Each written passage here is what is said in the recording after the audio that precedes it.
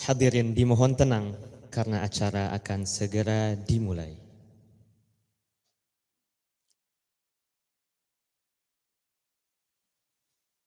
Fadilatul Mudiril Am li Muassasati Daril Quran Al-Syeikh Ad-Doktor Yusuf Mansur MA. Fadilatu Mudiri Jami'ati Daril Quran Ad-Doktor Anwar Thani SOC MA. فضيلة مدير العام لشؤون التربية والتعليم بمعهد دار القرآن الشيخ الدكتور أحمد جميل. فضيلة مدير جامعة علوم مناهج الحاسوب والتكنولوجيا ستيميك أنتربangsa الدكتور ترمذي. فضيلة ضيوفنا الكرام من المملكة العربية السعودية الشيخ ماجد بن صالح القرشي معلم في مدرسة التحفيظ للقرآن الكريم في المملكة العربية بمكة المكرمة، والشيخ محمد عمر والشيخ أسعد الريفي.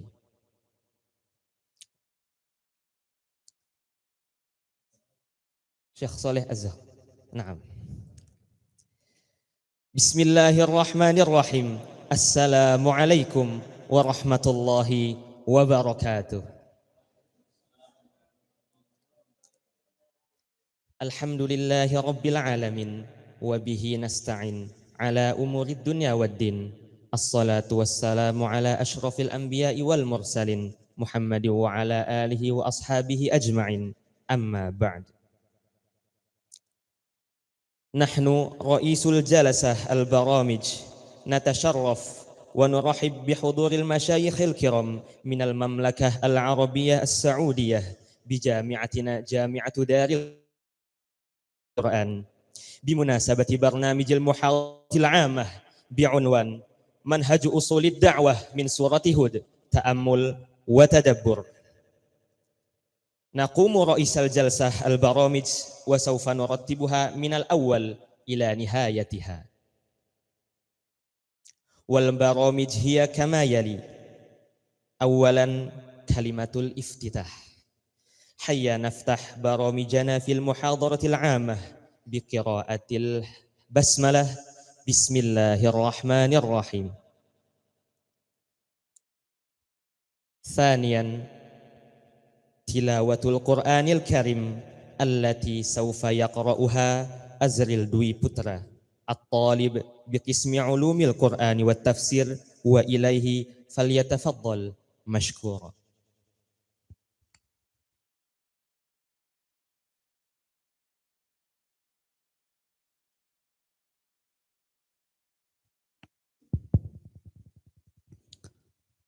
Assalamualaikum warahmatullahi wabarakatuh.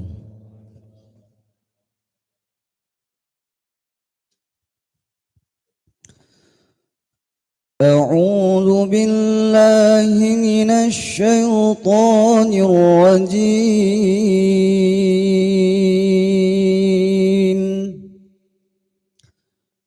Bismillahirrahmanirrahim.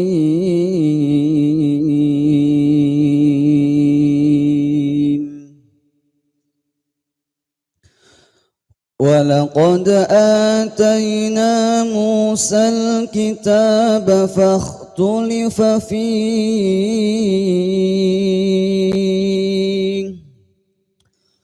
وَلَوْلَا كَلِمَةٌ سَبَقَتْ مِنْ رَبِّكَ لَقُضِيَ بَيْنَهُمْ وَإِنَّهُمْ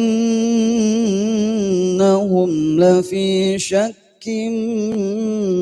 منه مريب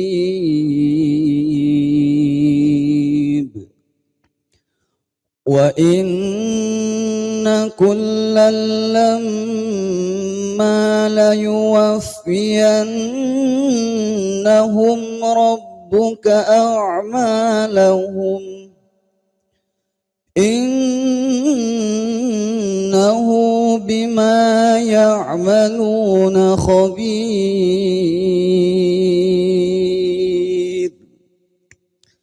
فاستقم كما أمرت ومن تاب معك ولا تطغوا إنه بما تعملون بصير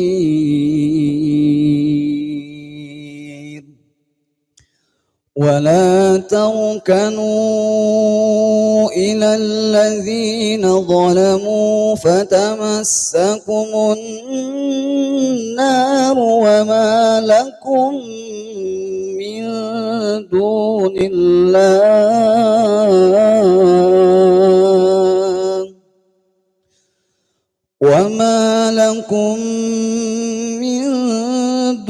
الله من أولياء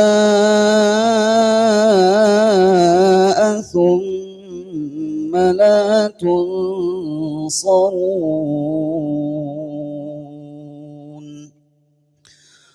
وأقم الصلاة طرفي النهار وزلفا من الليل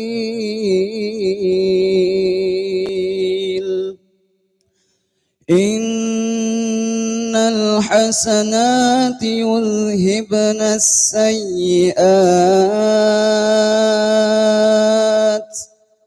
ذلك ذكرى للذاكرين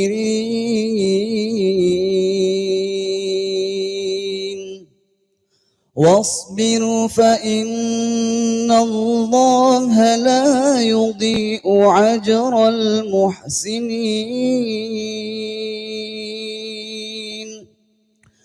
فلولا كان من القرون من قبلكم أولو بقية ينهون عن الفساد في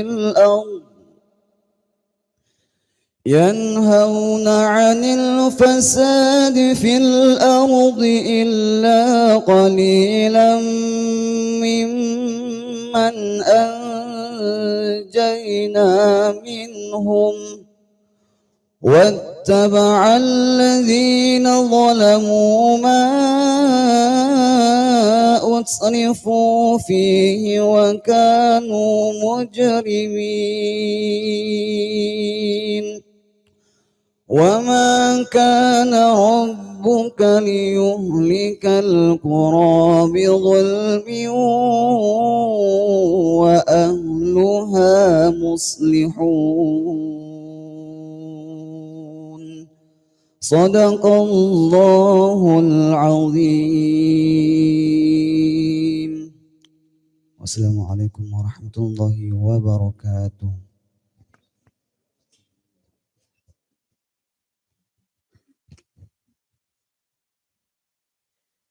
Nashkuru lahu syukran jazilan. Thalithan, al-ghina'ul watani Indonesia Raya narju li jami'il hadirin al-qiyam. Acara yang selanjutnya menyanyikan lagu kebangsaan Indonesia Raya. Hadirin dimohon untuk berdiri.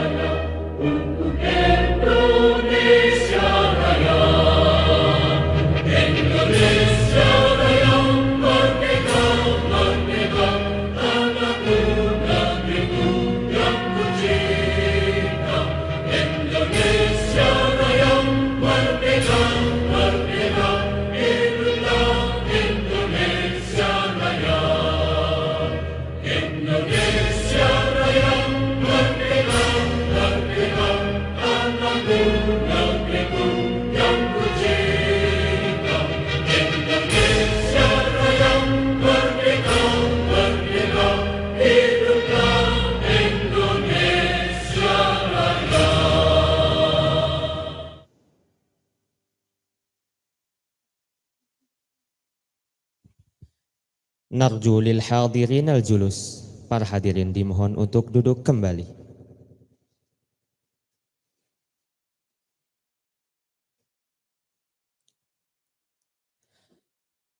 Rabi'an ilqa'ul kalimat.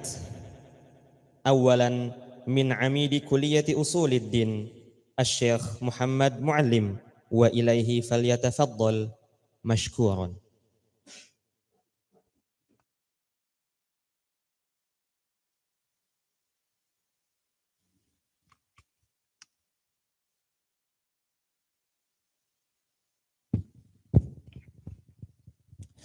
Bismillahirrahmanirrahim. Assalamualaikum warahmatullahi wabarakatuh. Alhamdulillahirabbil alamin wassalatu wassalamu ala sayyidina Muhammadin wa ala alihi wa ashabihi ajma'in, amma ba'du. Yang terhormat Bapak Rektor Institut Darul Quran Jakarta, Dr. Haji Anwar Sani SOC ME, yang terhormat Ketua Yayasan Direktorat Pendidikan Darul Quran Kiai Haji Ahmad Jamil MA PhD, yang saya hormati tamu undangan, tamu pembicara pada kesempatan hari ini, Syekh Majid bin Soleh Al-Qurashi, dan juga Syekh As'ad Ar-Raifi, dan juga Syekh Muhammad Umar. Dan alhamdulillah pada kesempatan hari ini kita kehadiran tamu yang istimewa. Semoga kehadiran beliau-beliau ini nanti memberikan istilahnya pemantik bagi kawan-kawan yang sedang belajar di Institut Darul Quran, khususnya barangkali yang terkait dengan penelitian ataupun nanti skripsi, barangkali dari apa yang akan dikaji nanti menjadi semacam stimulus untuk mempermudah kita mendapatkan judul-judul penelitian, apalagi ini terkait dengan metodologi dasar-dasar dakwah dalam perspektif surat Hud. Kita tahu dalam surat Hud itu sangat panjang pembahasan tentang dakwah dan dialektikanya. Di dalam surat itu terlihat ada betapa memang dakwah tidak selalu mudah, terlebih di tempat-tempat yang mungkin tidak senyaman kita. Di Indonesia barangkali sudah sangat nyaman, maka langkah-langkah dakwah saya kira sangat mudah dilakukan, tetapi pada tempat-tempat lain yang masih memerlukan effort dan kekuatan yang super, maka kita mungkin perlu mengambil inspirasi dari apa yang disampaikan di dalam surat Hud. Harapan kami semoga apa yang akan dikaji pada pagi hari ini nanti memberikan manfaat buat kita semuanya, terlebih mahasiswa yang sedang asik-asiknya mempelajari Al-Quran. Bapak, Ibu, saudara-saudara sekalian yang berbahagia, kami mengucapkan terima kasih atas kehadiran para tamu dan juga para peserta pada kesempatan pagi hari ini. Ini adalah tamu yang memang sangat mendadak sekali, jadi kami mendapat informasi kepastian di hari Jumat, jadi mohon maaf tidak sempat dibuat seminar internasional karena keterbatasan ruang persiapan kami. Seandainya ada waktu agak panjang mungkin kita bisa menyiapkan lebih matang. Tetapi bagaimanapun alhamdulillah bisa terlaksana. Semoga ini menjadi hikmah ya di balik sisi dakwah ya. Dakwah di sisi kampus kira-kira begitu ya.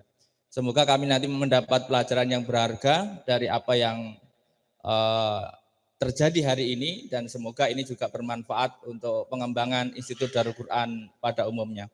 Demikian kurang lebihnya mohon maaf. Adanallahu wa iyyakum wallahu minkum. Wassalamualaikum warahmatullahi wabarakatuh.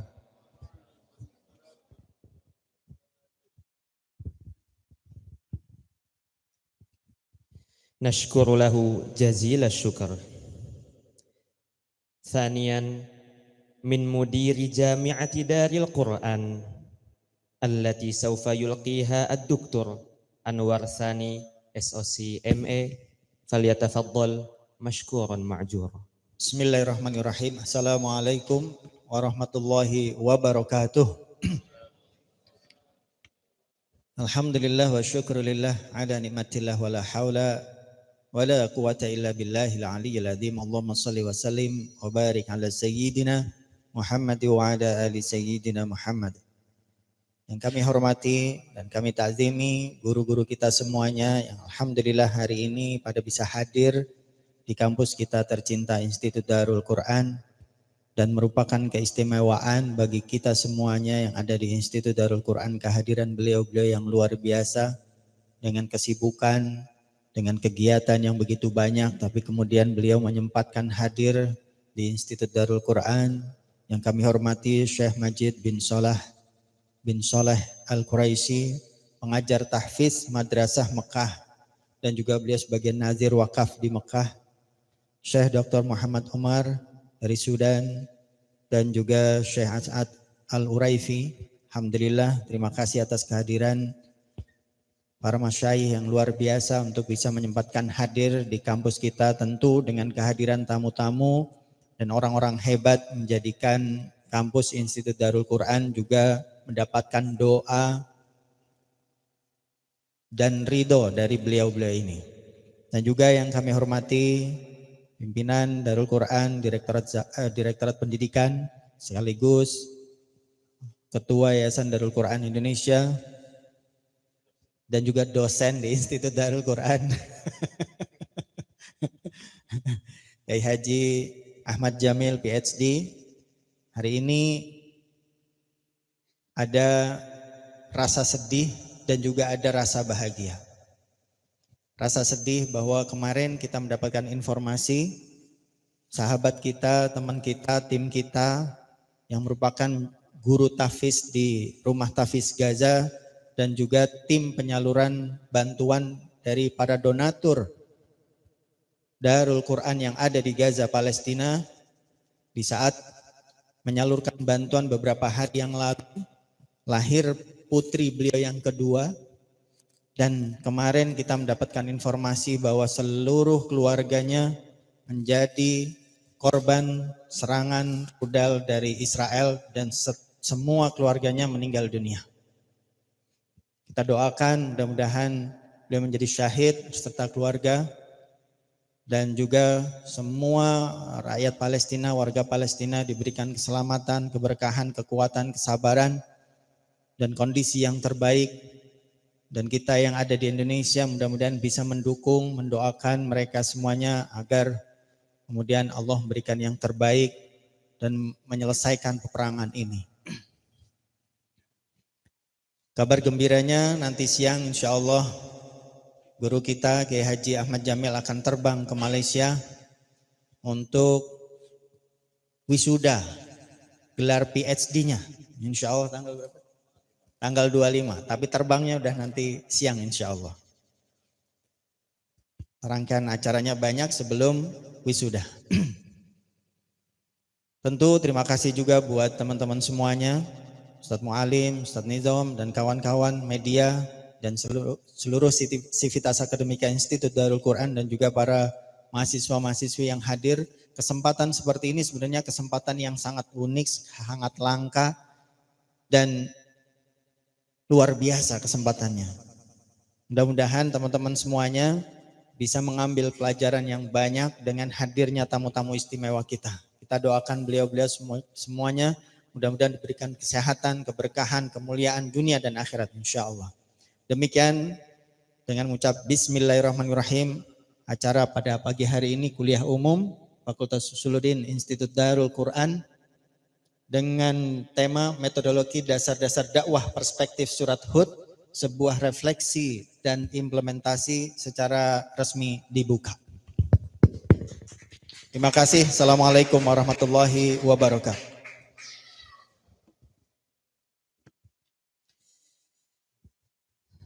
نشكر له جزيل الشكر. البرنامج التالي كلمة الختام. نقوم أمامكم رئيس جلسة البرامج في محاضرة عامة بعنوان منهج أصول الدين والدعوة في تفسير هود.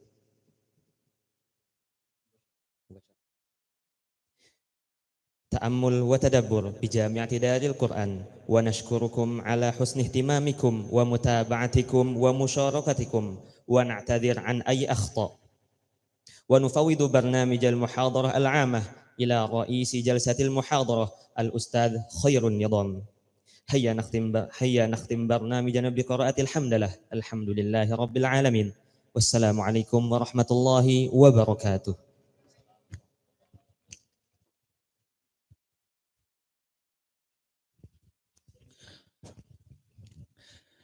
Assalamualaikum warahmatullahi wabarakatuh. Alhamdulillahi wa kafa, wassalatu wassalamu ala rasulina al-mustafa wa ala alihi wa sahbihi ahli sidqi wal wafa, wala hawla wala quwwata illa billah, amma ba'd. Yatibu lana an nurahib biduyufinal kiram kullat tarhib.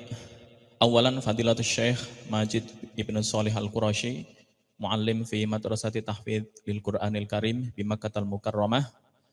Tsaniyan fadilatul Syekh As'ad Ar-Raifi, Dr. Saleh, afwan.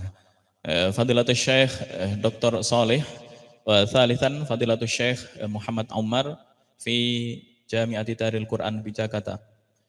Wa rabi'an fadilatul Syekh Mudir Al-Am li Syu'uni Tarbiyah wa Ta'lim Syekh Dr. Ahmad Jamil MA, wa jami' a'dha'i hay'ati tadris bi Jami'ati Daril Quran, wa amidu kulliyati usuluddin Syekh Muhammad Muallim, wa jami'ut talabah khususan bi kulliyati usuluddin.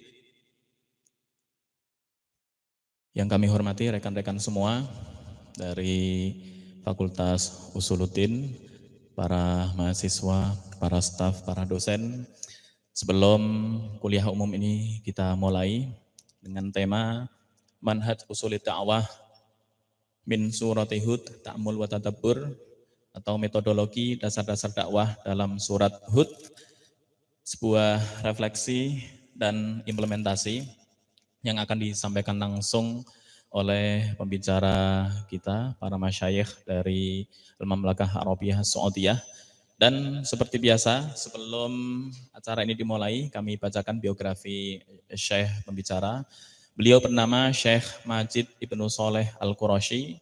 Beliau magister atau menyelesaikan master di bagian administrasi wakaf, sekaligus sebagai pengajar di Madrasah Tahfidzul Qur'anil Karim di Makkah Al-Mukarramah, dan juga beliau sekaligus nazir atau pengurus badan wakaf di Makkah Al-Mukarramah, dan juga mutir pelaksana bagi perusahaan Ma'in, kemudian anggota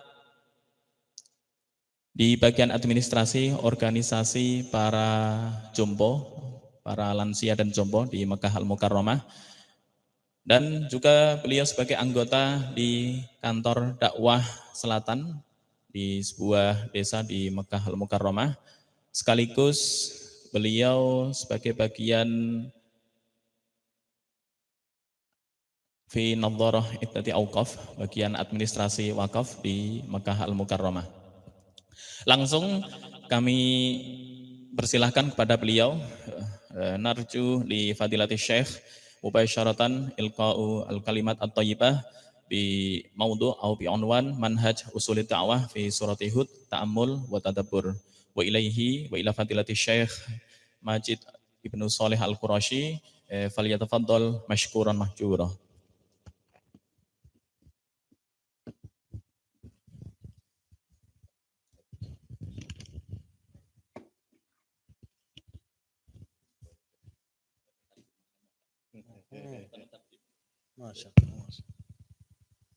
Assalamualaikum warahmatullahi wabarakatuh. Alhamdulillahilladzi anzala ala 'abdihi al-kitaba wa lam yaj'al lahu 'iwaja. Ahmaduhu subhanahu ja'ala kitabahu lil mu'minina huda wa usalli ala man ja'ala al-Qur'ana rabi'a qalbihi wa nura sadrihi thumma ihtada bihi. Baik, setelah beliau mengucapkan segala pujian bagi Allah Subhanahu wa taala, dan juga beliau menjelaskan bahwa ada kitab pegangan yaitu Al-Qur'anul Karim yang menjadi pedoman hidup bagi semua umat Islam, yang insya Allah akan kita kaji dan menjadi panutan bagi seluruh umat Islam di dunia ini. وأصلي وأسلم على المبعوث رحمة للعالمين نبينا محمد عليه أفضل الصلاة وأتم التسليم. Dan juga beliau menyampaikan salawat salam kepada baginda Rasulullah Sallallahu Alaihi Wasallam dan para sahabatnya, sekaligus para tabiin dan tabiut tabiin sampai hari kiamat nanti. الحديث عن القرآن حديث عظيم لأنه حديث عن كتاب الله العظيم. Berbicara tentang Al-Quran merupakan pembicaraan terhadap sesuatu hal yang sangat agung, karena Al-Quran menjelaskan sesuatu hal yang bersifat i'jaz dan sesuatu hal yang bersifat besar. صح عن عثمان بن عفان رضي الله عنه وأرضاه أنه قال لو سلمت قلوبكم ما شبعت من كلام ربكم، وذلك لأن القرآن هو كلام الله عز وجل وصفة من صفاته. Ketika menyinggung dari perkataan Utsman bin Affan bahwa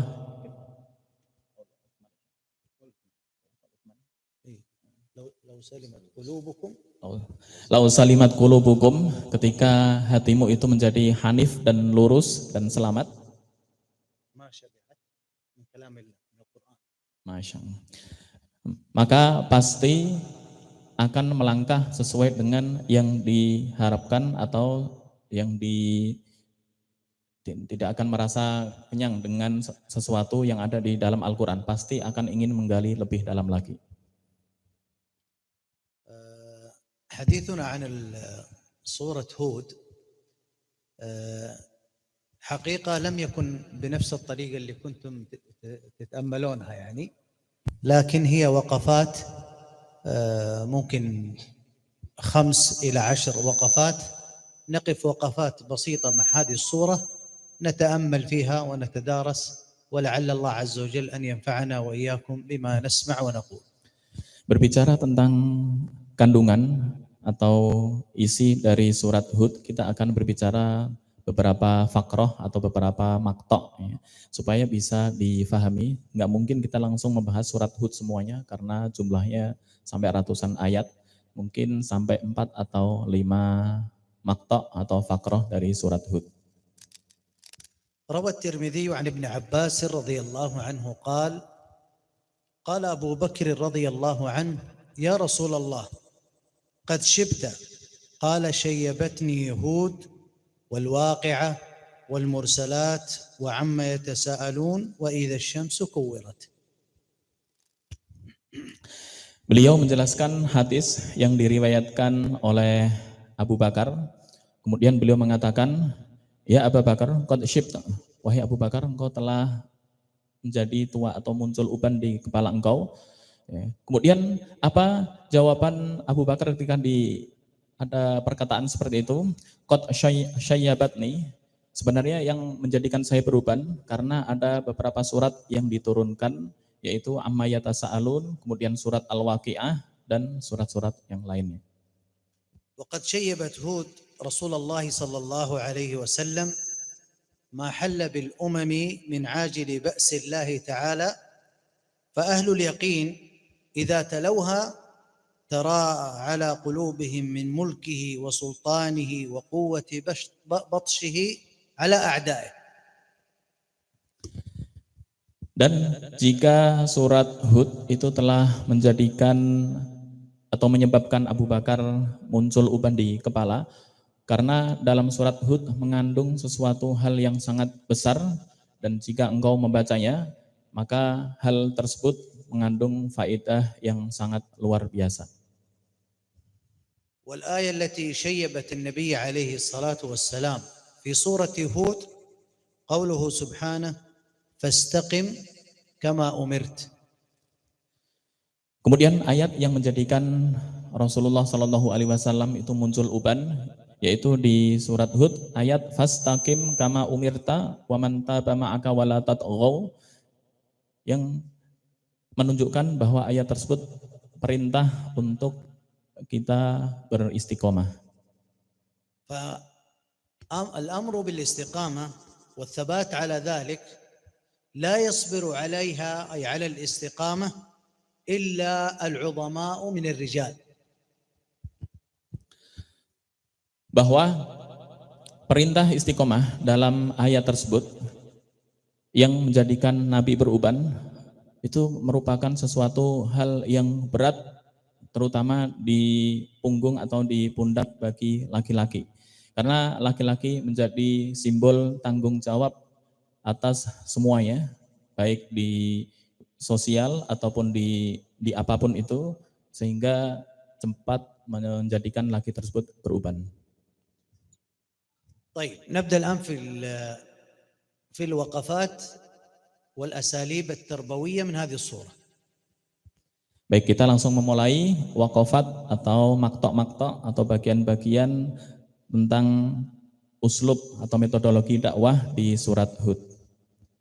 فالأسلوب الأول هو تعظيم القرآن كما جاء في الآية الأولى كتاب لا يأتيه الباطل من بين يديه ولا من خلفه نزل به الروح الأمين بأمر الله تعالى على الرسول الحبيب عليه الصلاة والسلام. Uslub yang pertama atau metodologi yang pertama adalah mengagungkan Al-Quran. Ada beberapa ayat yang turun, kitabun la ya'tihil batilu la ya'tihil batilu min baini yadayhi wala min khalfih tanzilun min hakimin hamid. Itu ayat yang pertama. Kemudian ayat yang kedua, wa innahu latanzilu rabbil alamin, bahwa Al-Quran diturunkan dari sisi Allah Subhanahu wa taala melalui malaikat Jibril atau yang disebut dengan Ruhul Amin kepada baginda Rasulullah sallallahu alaihi wasallam. قد أحكمت آياته أي كلها فلا خلل فيها ولا باطل. Dan telah diketahui bahwa Al-Quran dijelaskan dalam surat Hud, qad uhkimat ayatuhu, telah ditetapkan ayat-ayatnya itu yang terdiri dari beberapa hukum. Kemudian uhkimat ayatuhu thumma fussilat min ladun hakimin khabir, yaitu kemudian dijelaskan oleh Allah Subhanahu wa taala langsung apa kandungan yang ada di dalamnya. فنظمت نظما محكما في اللوح المحفوظ فلا تناقض فيها ولا خطل. Kemudian Allah Subhanahu wa taala telah menyusun ayat-ayatnya di Lauhul Mahfuz, maka tentu tidak ada lagi perbedaan yang ada di dalam Al-Qur'an. ثم فصلت بما فيها من الدلائل على وحدانية الله تعالى والنبوة والبعث. Kemudian Allah Subhanahu wa taala menjelaskan fussilat min ladun hakimin khabir. Apa yang disebut menjelaskan di sini?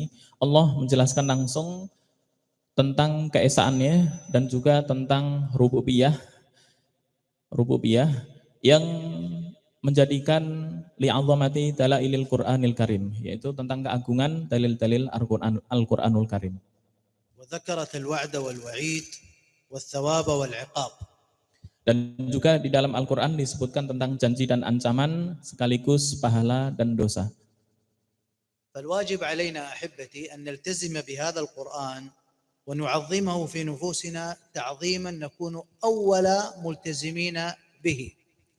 Dan yang menjadi kewajiban bagi kita adalah iltizam atau continue atau tetap berpegang teguh terhadap Al-Quranul Karim serta dalil-dalil dan petunjuk-petunjuk yang ada di dalamnya. أما الأسلوب التربوي الثاني، metodologi tarbawi yang kedua dari manhaj usul dakwah adalah فهو التسلسل المنطقي في الإحكام والترتيب والتنظيم. yaitu ucapan yang bersifat tasalsul atau sangat rapi yang terkait antara satu dengan yang lain.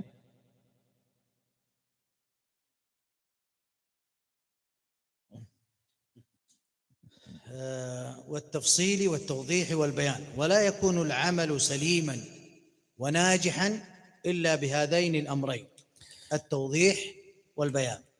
Dan juga penjelasan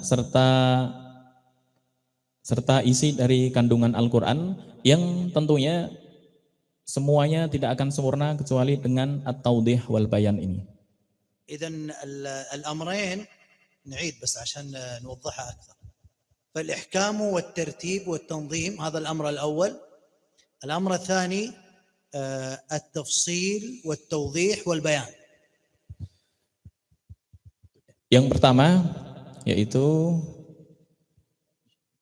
في التسلسل المنطقي. Yang pertama yaitu tasalsul al-mantiki atau keterkaitan antara isi kandungan ayat yang satu dengan yang lainnya.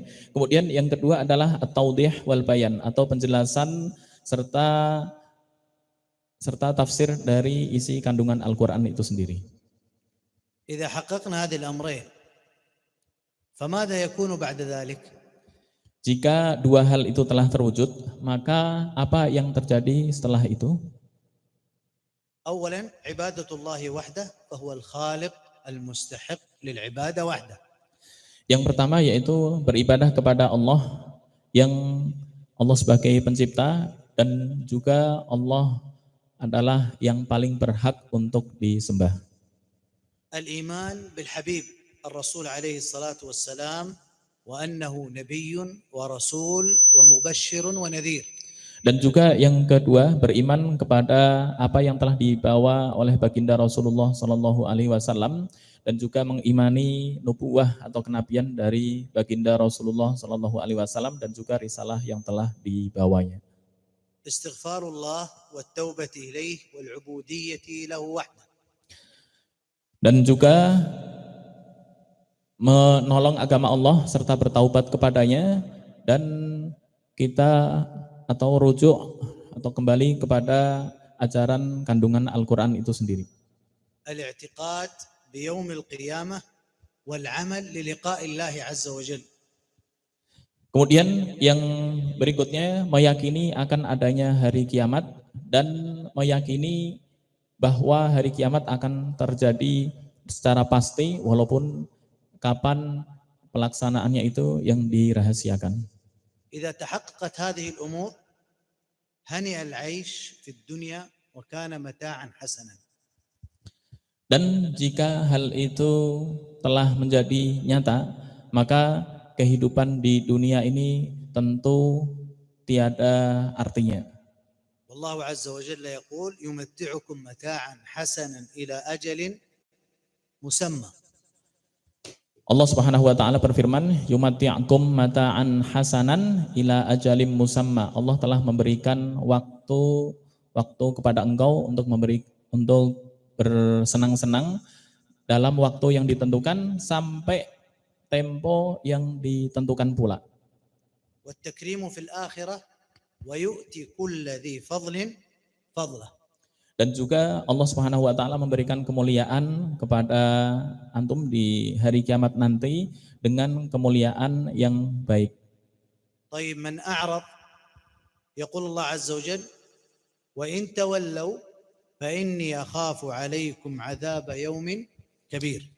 Kemudian ancaman Allah Subhanahu wa taala dalam Al-Qur'an, wa in tawallau fa inni akhafu 'alaikum 'adzaba yaumin kabir, dan jika engkau berpaling terhadap ayat-ayat Allah, maka sungguh Allah telah menyiapkan azab yang sangat besar.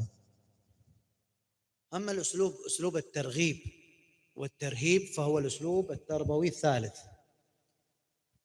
Uslub tarbawi yang ketiga dari metodologi dasar-dasar dakwah adalah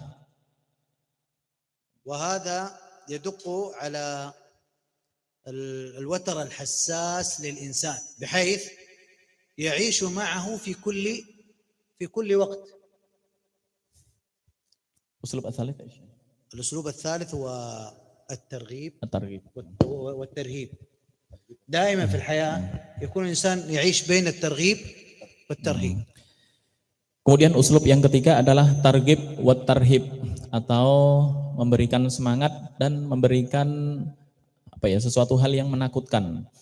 Nah, dari dua itu, at-targhib wa tarhib, itu juga bisa memberikan motivasi kepada manusia untuk hidup di dunia, dan juga bisa memberikan peringatan agar kita lebih berhati-hati terhadap maksiat atau sesuatu hal yang tidak diridhoi oleh Allah Subhanahu wa taala. لأنه بعد الحياة وبعد الموت يكون الحساب إما ثواب وإما عقاب. Baik, karena ada kehidupan setelah mati dan itu tentu berisi kalau enggak dapat pahala otomatis dapat dosa. لأنه كان من صفات المشركين والمعارضين للأنبياء عليهم الصلاة والسلام الإنكار والعتو والتكذيب والسخرية، هذه كانت من صفاتهم. Karena salah satu sifat dari kaum musyrikin selama Rasulullah Shallallahu Alaihi Wasallam berdakwah diantaranya adalah mendustakan kepada Rasulullah, kemudian mendustakan Al-Quran dan menghina ajaran yang dibawa oleh Rasul dan lain-lain. أما الأسلوب الرابع أو التأمل الرابع،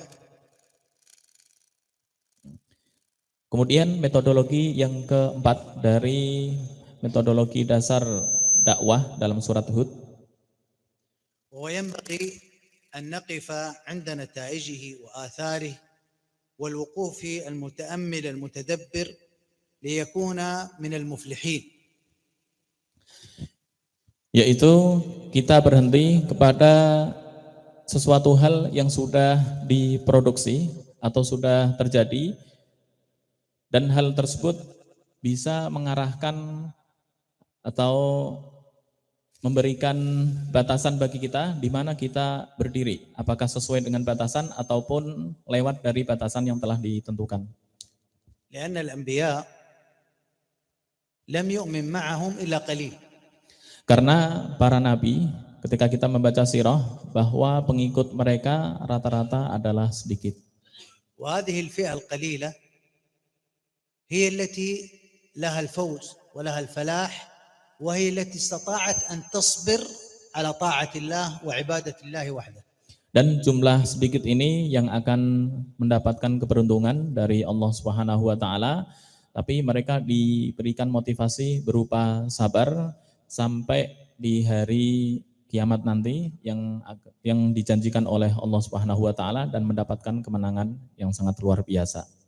وحقيقة هذه الوقفة هي لبها كبير في فهم نزول آيات سورة هود على النبي عليه الصلاة والسلام. Dan maktok-maktok ini atau uslub-uslub dari dakwah ini yang disampaikan oleh Syekh menjadi modal bagi kita bahwa metodologi dakwah dalam surat Hud yang perlu kita refleksikan dan juga implementasikan dalam kehidupan sehari-hari sesuai dengan kisah yang dijelaskan di dalam Al-Quran, dan hal tersebut menjadi ibrah bagi kita. حيث كان في هذه الصورة تسلية للنبي عليه الصلاة والسلام بالصبر والتحلي بالثبات أمام ما يجده من قومه مثل الأنبياء عليهم الصلاة والسلام، كذبوهم استهزأوا بهم، فهذه الصورة جاءت تثبيت وتصبير للنبي عليه الصلاة والسلام. Dan surat Hud ini diturunkan oleh Allah Subhanahu wa taala kepada baginda Rasul untuk menghibur baginda Rasulullah dan juga sebagai tahalli yaitu menempatkan agar beliau tetap teguh pendirian dalam agama, dalam menegakkan risalah ini untuk disampaikan kepada umatnya. Karena banyak umat terdahulu juga melakukan sukhriyah atau menghina dan mengejek ajaran yang dibawa oleh rasul-rasul mereka. والثبات والصبر لا يقدر عليه إلا العظماء أمثال النبي عليه الصلاة والسلام وصحابته الكرام. Dan sifat sabar serta sabat atau tetap pendirian ini tentunya hanya bisa dilakukan oleh orang yang mempunyai keagungan seperti baginda Rasulullah dan juga para rasul-rasul sebelumnya. dalam mempertahankan iman dan tauhid kepada Allah Subhanahu wa taala. الفتن تعصف بالناس وتريد أن تبعدهم عن دين الله عز وجل، فثباتهم على الدين حتى لو كان هناك معارضين هنا يكون الثبات عزيزا وأجره عظيما عند الله عز وجل. Baik, fitnah yang menimpa para rasul, baginda rasul khususnya, jika hal tersebut lulus atau sabar dilakukan oleh rasul, seperti juga yang terjadi pada rasul-rasul sebelumnya, akan mendapatkan keutamaan yang sangat luar biasa. Bahkan di ayat yang lain diberi julukan dengan istilah ulul azmi. المتأمل في أحوال الأنبياء عليهم الصلاة والسلام قد أوذوا حتى من الأقربين وكانوا يسخرون منهم، فلما سمع النبي صلى الله عليه وسلم هذه القصص وهذه الآيات جاءت تسلية له لأنه كان يمر بظروف صعبة. Ketika surat Hud ini turun kepada baginda Rasulullah, dan Rasulullah Shallallahu Alaihi Wasallam mendengar serta mengetahui kisah-kisah Rasul sebelumnya yang ketika menyampaikan risalah dakwah dihina dan diejek oleh kaumnya, bahkan didustakan dengan sedemikian rupa, maka hal ini bisa menghibur baginda Rasulullah Shallallahu Alaihi Wasallam dalam menyebarkan misi agama tauhid ini. ويؤكد هذا المعنى الأسلوب التربوي الخامس.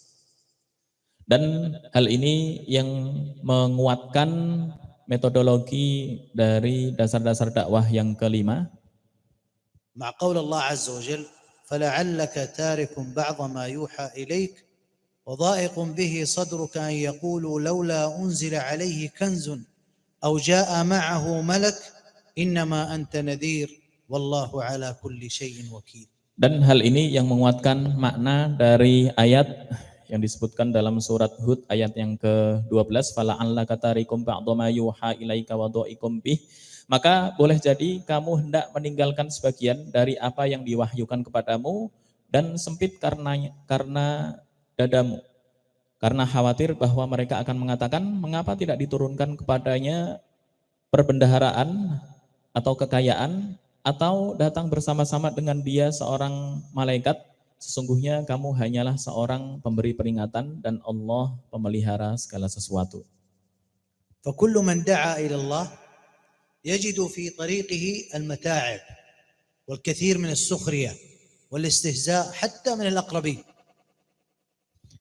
Orang yang menyampaikan risalah dakwah kepada Allah Subhanahu wa taala pasti ada hambatan, baik itu hambatan yang terjadi pada hartanya atau pada kaumnya seperti diejek, dicemooh dan lain-lain, dan hal tersebut menjadi sunnatullah. فهل يثبت الإنسان على دعوته وطريقه ومنهجه وعبادته لله أم يتخاذل ويتراجع؟ Dan cobaan-cobaan dari menyampaikan dakwah itu dari kaumnya, baik berupa ejekan, cemoohan, kemudian dusta yang dilakukan para kaumnya, akan menjadi keteguhan bagi para pedai atau pegiat dakwah sesuai dengan janji yang ada di dalam Al-Quran. Nabi alaihi salatu wassalam أوذي وطرد واستهزئ من أقرب الأقربين ولم يتراجع عما حصل له في هذه الدعوة إلى الله عز وجل. Rasulullah Shallallahu Alaihi Wasallam juga sama, ketika menyampaikan risalah dakwah, beliau dicaci maki, diejek, dicemooh dan didustakan, kemudian dikatakan sesuatu hal yang lain seperti gila, tukang sihir dan lain sebagainya. طيب ما الواجب علينا كدعاة وطلاب علم في مثل هذه الظروف؟ Kemudian apa yang menjadi suatu kewajiban bagi kita sebagai mahasiswa, sebagai para penuntut ilmu? أولا علينا بالإخلاص لله عز وجل Yang pertama yang harus kita lakukan adalah ikhlas kepada Allah Subhanahu wa taala ودعاء الله عز وجل أن يثبتنا على هذا الدين dan doa agar Allah Subhanahu wa taala menetapkan kita dalam agama yang hanif ini, agama tauhid, وأن يجعلنا مفاتيح للخير dan kita juga berdoa agar Allah Subhanahu wa taala menjadikan hal tersebut menjadi kunci-kunci yang bisa membuka suatu kebaikan ومجالسة الصالحين وأصحاب الهمة العالية ومن هم على الاستقامة dan juga bisa berkumpul bersama orang-orang soleh, orang-orang istiqomah dan orang-orang yang berpegang teguh kepada agama tauhid ini. طيب أما الأسلوب السادس Metodologi yang keenam, منهج الكفار وأعداء الإسلام هو واحد لا يريدون أن يقوم لهذا الدين قائمة bahwa misi yang dilakukan oleh orang-orang kafir terhadap agama tauhid ini, orang-orang kafir tidak ingin agama Islam ini berdiri secara kokoh. وهذا واضح من القصص الموجودة في سورة هود Dan ini juga dijelaskan oleh Allah Subhanahu wa taala di surat Hud, ابتداء من نبي الله نوح عليه السلام إلى نبينا عليه الصلاة والسلام yang dimulai dari cerita Nabi Nuh alaihi salam sampai baginda Rasulullah sallallahu alaihi wasallam. فمنهج الكفار وأعداء الدين هو الصدود والتكذيب بما جاء به أنبياء الله عز وجل. Dan metodologi yang dilakukan oleh orang kafir adalah mendustakan ayat-ayat Allah dan ajaran-ajaran yang dibawa oleh Rasulnya. حتى كفار قريش افتروا على النبي عليه الصلاة والسلام في أن القرآن جاء به النبي عليه الصلاة والسلام وهو افتراء. Kemudian yang dilakukan oleh kaum kafir Quraisy adalah mereka membuat dusta terhadap ayat-ayat Allah. فهو كلام الله فلو كان كلام النبي عليه الصلاة والسلام فكلامه كلامهم هم. Dengan anggapan bahwa Al-Quran ini adalah kalam atau perkataan dari baginda Rasulullah, bukan kalamullah.